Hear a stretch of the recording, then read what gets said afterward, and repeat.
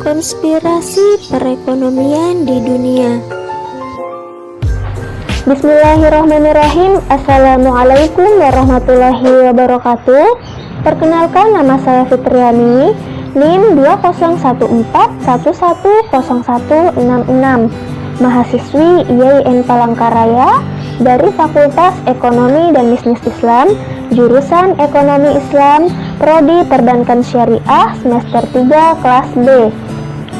Nah, video ini saya buat untuk memenuhi tugas mata kuliah Ekonomi Makro dan Mikro Islam dari dosen pengampu Ayu Az-Zahra MM. Nah, pada video ini saya akan membahas tentang konspirasi perekonomian di dunia. Adapun pokok pembahasan yang akan saya bahas di sini yaitu yang pertama, pengertian konspirasi, yang kedua, tujuan dari dibentuknya konspirasi, yang ketiga, konspirasi lemahkan ekonomi pro-rakyat, yang keempat, corona konspirasi lemahkan umat Islam, kemudian yang kelima, konspirasi vaksin di antara sengketa AS-Cina, kesehatan dunia, dan bisnis. Dan yang keenam, kelompok konservatif disebut COVID-19 konspirasi. Baik, masuk ke pembahasan yang pertama yaitu pengertian konspirasi. Konspirasi adalah suatu rencana dan contoh kasusnya yang menghebohkan dunia.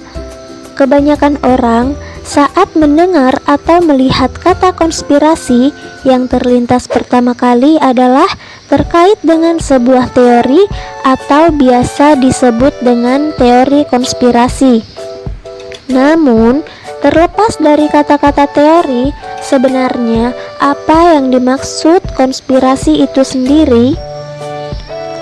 Menurut Kamus Besar Bahasa Indonesia atau KBBI, kata konspirasi adalah persengkongkolan atau komplotan. Konspirasi adalah persengkongkolan sekelompok orang dalam merencanakan sebuah kejahatan yang dilakukan dengan rapi dan sangat dirahasiakan. Pelaku konspirasi disebut dengan konspirator. Konspirasi dikerjakan secara mulus dan rapi sehingga orang tidak mengetahuinya sedikit pun. Hal ini membuat sulit untuk membuktikan konspirasi.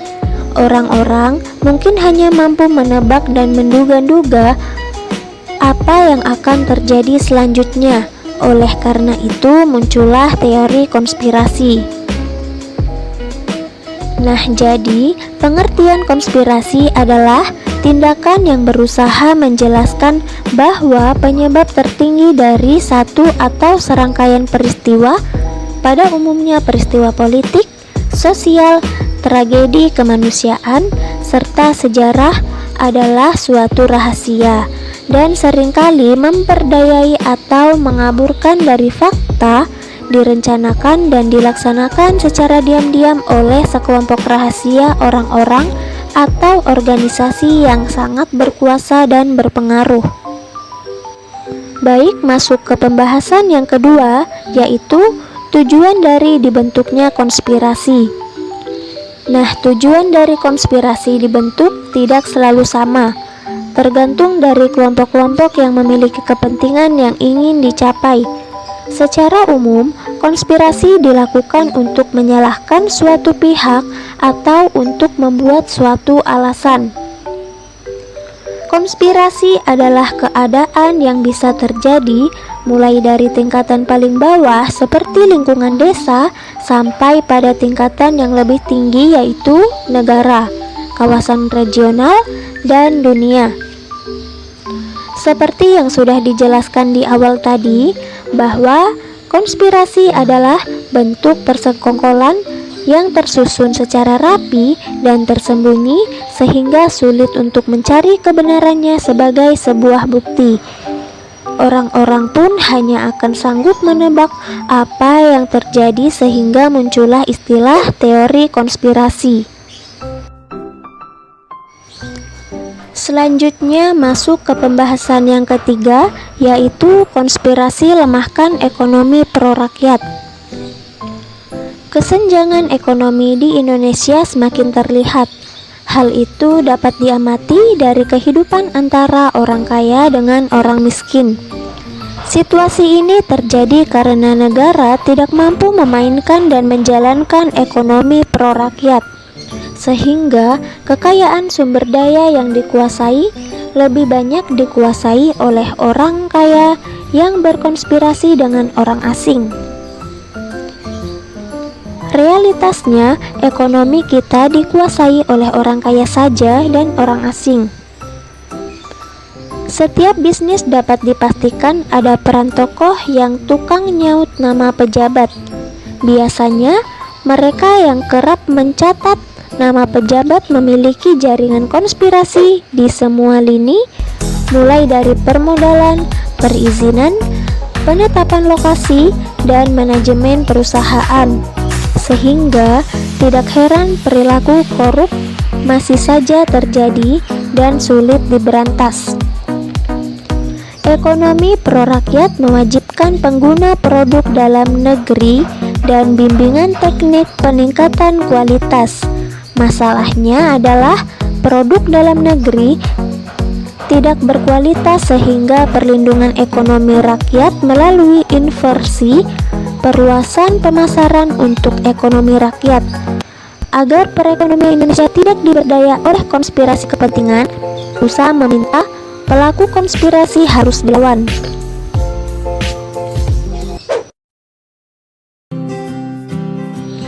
Baik, masuk ke pembahasan yang keempat, yaitu Corona konspirasi lemahkan umat Islam. Teori konspirasi menjadi anjel utama mereka dalam melihat suatu persoalan yang muncul, seperti cara memandang pandemi COVID-19 yang terjadi pada saat ini. Mereka akan cenderung mengatakan bahwa ini merupakan konspirasi untuk melemahkan umat Islam. Kelompok orang dengan cara berpikir tersebut akan menolak perkembangan ilmu pengetahuan dan teknologi karena dianggap tidak sesuai dengan teks-teks yang mereka pahami. Orang yang mempunyai cara berpikir tekstual biasanya dikategorikan sebagai kelompok konservatif. Padahal kesalahan utamanya adalah berada pada cara berpikir mereka yang tekstualis dalam memahami, dan ini tidak sesuai dengan sabda Nabi Muhammad SAW. Cara berpikir tekstual dapat terlihat di masa pandemi COVID-19, di mana fatwa MUI terkait kemudahan beribadah dianggap sebagai upaya untuk menjauhkan umat Islam dari Allah Subhanahu wa Ta'ala. Perspektif dari cara berpikir tekstual juga menimbulkan kecurigaan yang berlebihan. Khususnya, terdapat kelompok-kelompok yang dianggapnya sebagai musuh, seperti warga non-muslim. Buktinya, secara sistematis mereka beranggapan umat Islam dijauhkan dari masjid. Mereka meyakini bahwa cara terbaik melawan COVID-19 adalah dengan berbondong-bondong ke masjid, padahal saat ini berpotensi menularkan virus. Baik, selanjutnya masuk ke pembahasan yang kelima, konspirasi vaksin di antara sengketa AS-Cina, kesehatan dunia, dan bisnis. Pencarian vaksin COVID-19 agaknya bakal menjadi kandidat dalam perlombaan medis abad ini. Pasalnya, krisis kesehatan akibat pandemi virus corona kemungkinan tidak akan berakhir dengan sebuah vaksin, tetapi beberapa vaksin. Lebih dari satu pengembang vaksin akan menjadi pemenang dari krisis ini, dengan beberapa di antara vaksin itu menggunakan pendekatan lebih tradisional dan lainnya berdasarkan teknologi melalui versi sintetis dari kode genetik virus. Baik, selanjutnya masuk ke pembahasan yang keenam, yaitu pembahasan yang terakhir. Kelompok konservatif disebut COVID-19 konspirasi. Kelompok yang dikategorikan konservatif memiliki perspektif dan sikap kecurigaan berlebihan terhadap kelompok yang dianggap berbeda. Bahkan, teori konspirasi memiliki angel utama mereka dalam melihat suatu persoalan yang muncul seperti cara memandang pandemi COVID-19 yang terjadi pada saat ini. Kelompok berpikir tekstual ini cenderung mengatakan bahwa COVID-19 merupakan konspirasi untuk melemahkan umat Islam. Mereka pun meyakini bahwa cara yang terbaik untuk melawan COVID-19 adalah dengan berbondong-bondong ke masjid. Padahal, masjid tempat yang sangat berpotensi untuk tertular. Tapi, mereka mengatakan bahwa potensi tertular semua dipasrahkan kepada Allah Subhanahu wa Ta'ala. Masalah hidup dan mati semuanya merupakan takdir Allah. Mereka mengira sikap seperti itu merupakan bentuk tawakal kepada Allah.